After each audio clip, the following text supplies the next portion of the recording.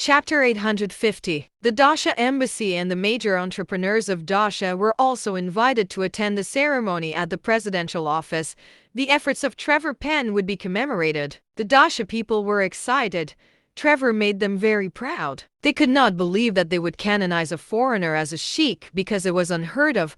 It was truly a great honor. The Dasha Embassy also made a statement to congratulate Trevor Penn, so they would attend on time and have a collaboration discussion with the president. Hannah was smiling in her office at that moment.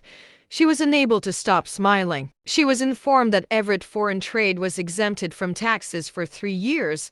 It was unbelievably wonderful news to her. Moreover, someone working for the presidential office informed her that the mines of Everett Foreign Trade would be insured by the government. The government would provide massive orders to Everett Foreign Trade immediately. The series of fortunate political interferences made Everett Foreign Trade rise to the top. She was excited, but she was also slightly confused.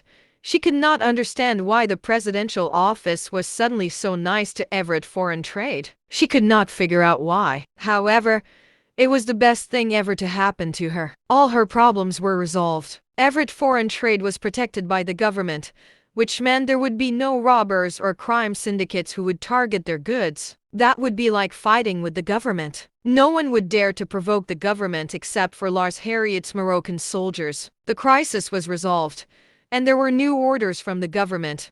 Everett Foreign Trade only had to mine at full force for the money to roll in. They could make a comeback immediately. The news made Hannah dizzy.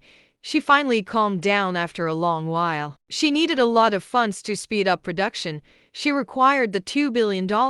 Therefore, she called Cape Consortium. She helplessly put her phone down after a while of conversing. Cape Consortium stated that everything should be decided by the person they sent to represent them, and they told her to look for Wilbur. She was extremely unwilling to meet Wilbur. She felt like Wilbur was nothing more than a boastful person who was absolutely useless. He talked big but had no substantive help to Everett Foreign Trade. She shook her head and told her secretary to call Wilbur. Wilbur strolled in soon enough.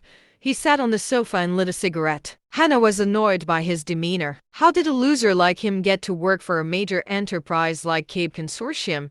She wondered. Mr. Penn, I required the $2 billion.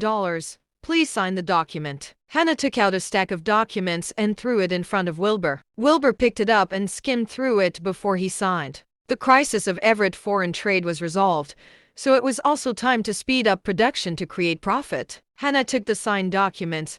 She rarely smiled and said, "Goodbye, Mr. Penn." Wilbur stood to leave, but Hannah said, "I'm going to the presidential office tomorrow to attend a ceremony for Mr. Trevor Penn. Are you attending as well?" "I think so." "Why are you mentioning this to me?" asked Wilbur in a puzzled tone. Hannah smiled and said, "I want to let you know that people are vastly different. You have the same surname as him, but look at him, and take a look at yourself. I wonder how you got into Cape Consortium in the first place. I can't believe they sent you to represent them when it's such an important job." "Do you have a problem with me?" asked Wilbur while frowning. Hannah smiled faintly and said, "I think Cape Consortium should let someone else represent them. You're not suited for this job."